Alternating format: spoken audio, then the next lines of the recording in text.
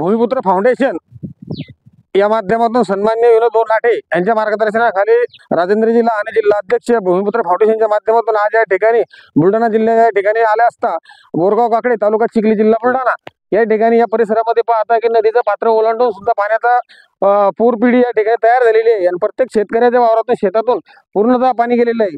आता आमचे या ठिकाणी तहसीलदाराच्या माध्यमातून आमचे सोळंकी साहेब या ठिकाणी आलेले।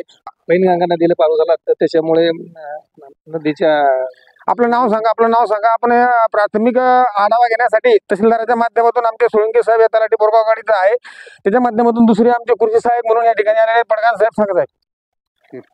पुरांची म्हणजे पैनगंगा नदीला पूर आल्यामुळे त्याची परिस्थिती घेण्यासाठी मी आणि सोळंकी साहेब येथे प्राथमिक अहवाल देण्यासाठी तहसीलदार तसेच आमचे तालुका कृषी अधिकारी सौडतकर साहेब यांच्या माध्यमातून ते आज बोरगावकडे येथे उपस्थित झालेलं आहे। आज या ठिकाणी प्रशासनाला आवाहन करतो की प्रशासनाने ताबडतोब लक्ष घालून या शेतकऱ्यांच्या शेतामध्ये जे पाणी गेलेलं आहे काही ठिकाणी लोकांचं नुकसान झालेलं आहे तरी या ठिकाणी प्रशासनाने लवकरात लवकर या पूरपिढीची व्यवस्था करावी आणि प्रत्येक गावामध्ये नोंदी देण्याचा प्रयत्न या ठिकाणी करावे। आमचे काही ग्रामस्थ या ठिकाणी आलेले आहेत। बोला।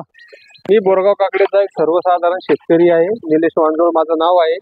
सध्या पूर परिस्थिती पाहता मी रात्री 10:30 वाजता येथे आलेलो असताना माझे पाईप वगैरे मी वर घेतलेले शेतातून रात्री 10:30 वाजेपासून येथे पाणी सर्व सोयाबीन मध्ये तुम्ही बघू शकता इकडे सर्व सोयाबीन हे पाण्याखाली गेलेलं आहे आणि ऑलरेडी हे सर्व पीक पेरा वगैरे सगळं खर्च करून सुद्धा आमच्याला आता सध्या काही आमच्या हातामध्ये येत नाही आणि येणारही नाहीये। सध्या तुम्ही हा व्हिडिओ बघू शकता तरी सरकारने काहीतरी आम्हाला मदत करावी अशी आम्ही आशा बाळगतो। शेतकऱ्याच्या तोंडी आलेला घास या ठिकाणी या आक्रमक पावसानं किंवा या निसर्गाच्या लहरीपणामुळे या ज्या ठिकाणी हातातून चाललेला आहे तरी आज या शेतकऱ्यांचा कुठेतरी मुख्यमंत्र्याला आवाहन करतो की या ठिकाणी शेतकऱ्यांसाठी काहीतरी तत्काळ पंचनामे करून लोकांना आर्थिक मदत करण्यात यावी।